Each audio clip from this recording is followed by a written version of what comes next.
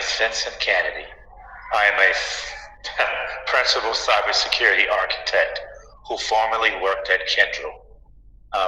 In 2022, May of 2022, I started working at Kyndryl after graduating from Penn State with a master's in cyber analytics and operations.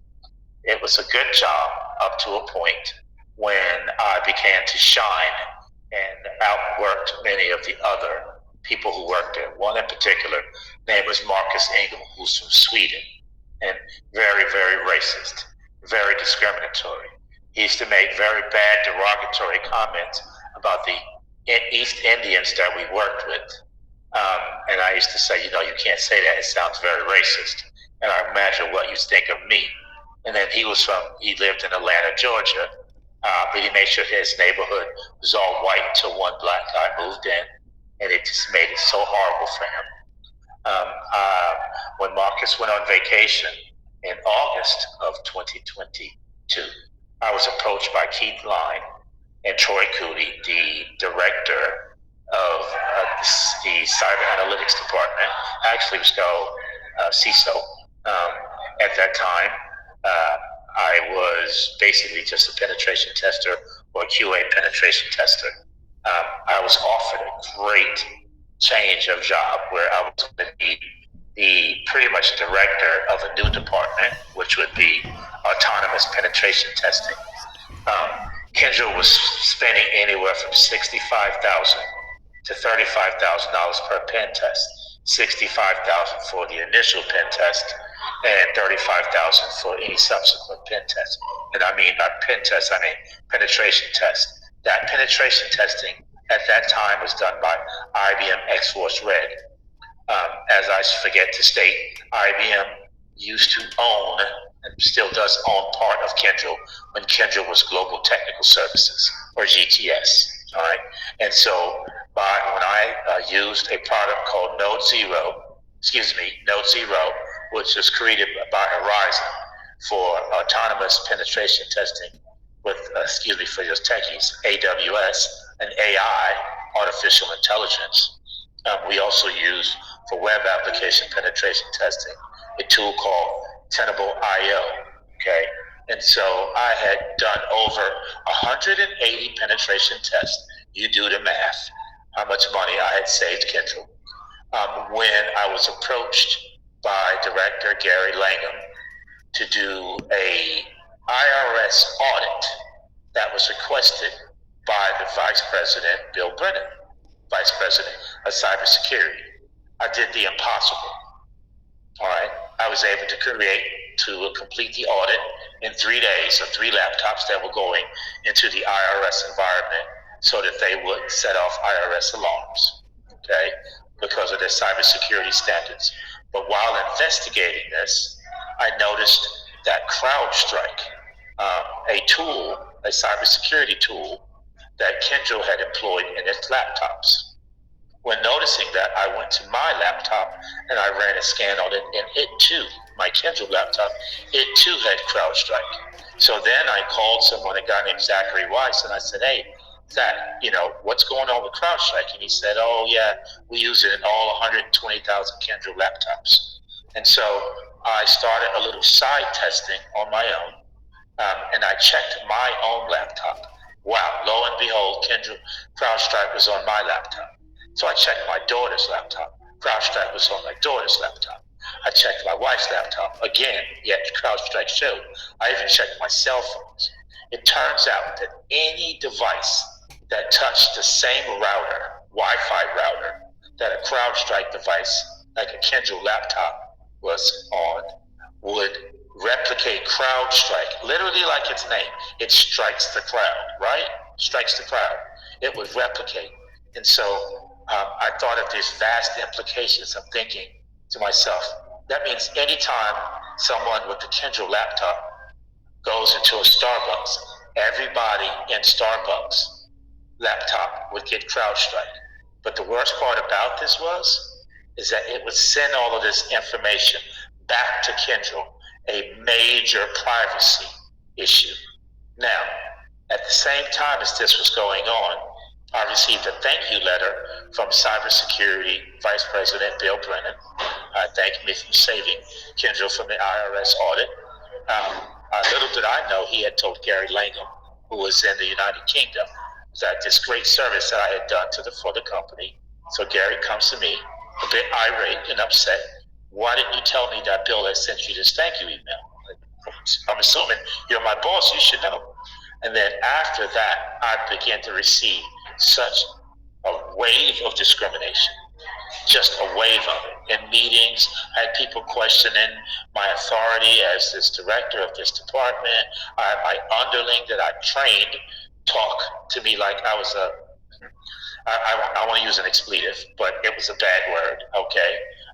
People in the department were outwardly trying to take this penetration testing system that I had set up away from me.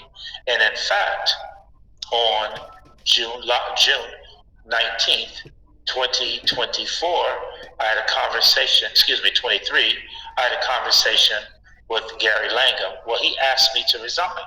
And I said, for what? He said, oh, you don't want to work with the team no more. I said, no, I had asked to be transferred to Bill Brennan, the vice president, to a different team where I could use this same product that I had brought to the company. I had done the security and risk assessment. I had made it a vendor. I had done the whole thing from start to finish. So they made it so it was impossible for me to work, to go on, to do anything. And so as I sit to you here, I'm recording this video, I sit in Hudson County Jail. Now I kind of digressed away from how I got here. A little to say that in September the 1st, 2023, Kendra filed a lawsuit against me, seeking a gag order. And in this gag order, I could not talk about CrowdStrike or Kendra infrastructure or Kendra vulnerabilities, which they had vast. Okay. And so after the lawsuit was filed against me, I started researching my reporting duties. And I found out after going to the Securities and Exchange Commission website and the Federal Reserve website, I could be prosecuted if I did not inform what I knew about their danger to the banking industry. I did just that. I filed a Securities and Exchange whistleblower hotline complaint seeking protection from what I'm going through right now with the United States government. All right. I did the same thing with the Federal Reserve. I talked to both the Securities and Exchange Commission and the Federal Reserve. Well, when the lawsuit was filed, Chief Judge Beth Phillips of the Western District of Missouri ordered mediation. I told her that I did not want to speak with those people because if you just read their complaint, they was accusing me of a crime where there was no crime, and I was afraid that they would try to prosecute me for a crime, which is in fact what happened. But I did follow the judge's orders because you don't think of disobeying a federal judge, right? So I followed her orders, and when Kendra's attorney, who was in Kansas City, Missouri, nowhere near New York, in Kansas City, Missouri, contacted me, I wrote back the settlement demand terms. Now, all during this time, I had been speaking with my attorney, Stephanie M. Burton, about the whole thing because I had filed an EEOC complaint and I had a right to sue, so I was about to file a lawsuit myself. But they beat me because I told them. I told them I was going to file a lawsuit, and so they beat me. They got a gag order. And then in the settlement negotiations, they sent me 5 settlement agreements. But in each one of those settlement agreements, there was criminality in there. It was to get me to admit to a crime. And so during that time, I also refused repeatedly to never speak to any of them on the phone. So every communication is written down, okay? So I thought that would protect me. Well, little did I know that Kyndryl's and IBM's attorneys were former U.S. attorneys. Henry Gordon and Andrew Lelling of the Jones Day Law Firm in White Plains, New York, had sought criminal charges here in the Southern District of New York, where they have transported me to, okay? So on the day that I was signing a contract with Raytheon for $1.5 million, May 1st, I woke up to flashbangs going off and "Don't Move" with a laser dot sight on my head, hearing my wife and kids scream, okay, in the yard. And there were 38 FBI agents. Well, no, excuse me. There were 38 people there. Looking at Discovery, it seems like there were only 8 FBI, and the rest were some kind of sheriffs of some sort because they called themselves some kind of task force. Anyway, to make a long story short, the Western District of Missouri, using my legal blindness against me, and my former attorney, Stephanie M. Burton, who's now got a job working alongside with those same Edgar James and Matthew Clune, attorneys for Kendall in Kansas City. She's changed from criminal defense to a construction lawyer, believe it or not. And she had said that, if you waive your identity hearing, there'll be no repercussions. Well, waiving my identity hearing means that I did not fight extradition. So I was brought against my will to the Southern District of New York. But in between being brought there, I suffer from aerophobia and agoraphobia, meaning fear of the outside, fear of flying. I have a deadly heart disease that is PTSD induced. So you add fear of flying with PTSD with aerophobia, and what you have is a flight-induced heart attack. And so my doctor wrote this to the U.S. Attorney's Office and to the Chief Magistrate Judge Rush, who also owns stock, by the way, in IBM and Kendall. Imagine that, 2 separate judges owning stock in a company that you have been ordered to not talk about and now been arrested for negotiating with. It's literally negotiating, saying that it's extortion. Okay, and so now I'm in the Southern District of New York. Actually, I'm in Hudson County Jail, in